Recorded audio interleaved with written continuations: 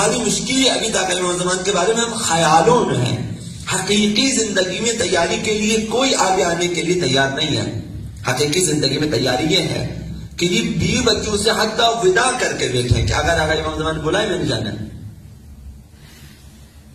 اسی طرح بیویوں کو بھی چاہیے اگر امام زمان نے مجھے بلا ہم نے جانا ہے، یعنی ہماری طرف سے خدا حافظ ہے. اس قسم کی تیاری بچوں سے بھی یہ کہہ کر رکھنا ہے کہ اگر امام زمان آ جائے مجھے بلا میں جانا ہے، یعنی واقعی حقیقی طور پہ خود کو تیار کرنا ہے. اسی طرح جسمانی طور پر ہی جو ایکسرسائز وغیرہ کر، جس طرح آپ فائٹنگ کے لیے یا پھر گیم کے لیے مثلا کھیلنے کے لیے تیار کرتے ہیں، ظہور کے لیے خدمت امام زمان کے لیے خود کو تیار رکھیں، جسمانی طور پر تیار رکھیں، اپنے جسم کو صحت مند رکھیں کہ میں نے کام کرنا ہے. تو ممکن ہے کہ آپ کو بلائیں. یہ عرض کیا، اس سے بھی شاید کوئی باور نہ کرے. ایک حقیقت یہ بھی ہے کہ ظہور نہ بھی ہو تب بھی آپ کی آمادگی اگر زیادہ ہے آپ کو تنہا بلا سکتے ہیں امام زمان علیہ السلام،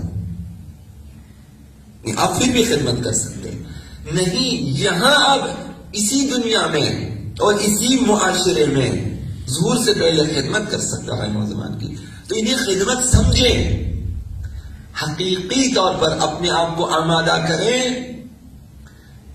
دکانوں سے کہ دکان سے بھی ودا کریں، اگر مجھے بلایا میں تمہیں چھوڑ کے جانا ہے.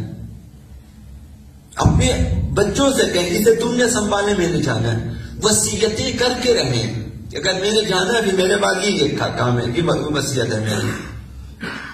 اپنی دکانوں سے بھی ودا کر کے، اپنی جائیداد سے بھی ودا کر کے، اپنی بیوی بچوں سے بھی ودا کر کے دیکھیں کہ جب بھی آ جائے میں نے جانا ہے.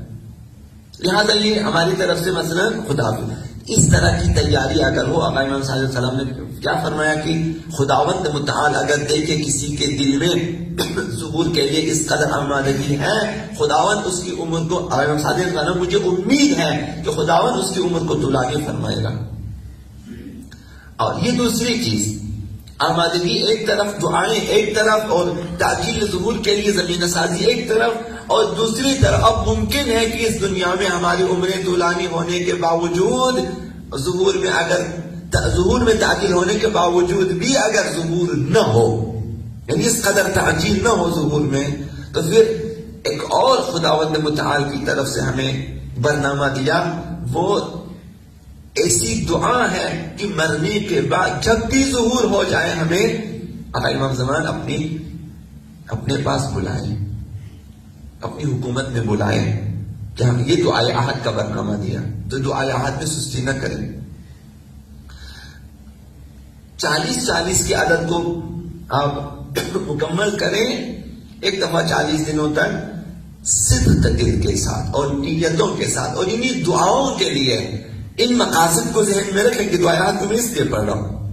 اور دعائے عہد کے مطالب میں ایک مطلب یہی ہے کہ جب میں مر جاؤں تو خدایا مجھے قبروں سے اٹھانا.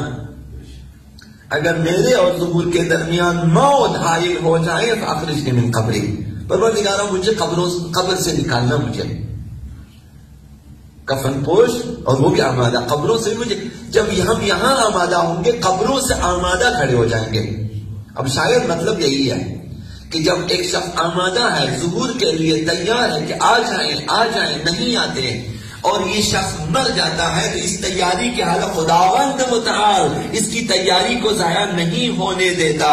جب بھی ظہور ہوگا یہ شخص آمادہ کھڑے ہو جاتے ہیں. دعائے عہد کے مطالب یہ ہے غالباً کہ فاخرجنی من قبری معتذرا کفنی شاہرا سیفی مجردا قناتی ملبیا دعوت الداعی. یہ 4 قسم کی چیزیں کہ میں قبر سے اٹھوں تو اس وقت معتذرا کفنی میں کفن پوش ہوں. کفن پوش آمادگی کی علامت ہے، نہ کہ اس وقت کپڑے نہیں ہیں. وہ خدا جو آپ کو قبر سے اٹھا سکتا آپ کو لباس جنتی پہنا سکتا ہے، لیکن کفن پوش نکلے گا. محضر آقا امام زمان میں جانے کہ میں کفن پوش ہوں. جب یہاں کفن پوش جلوس نکالتے ہیں کہ ہم مرنے کے لیے تیار ہیں.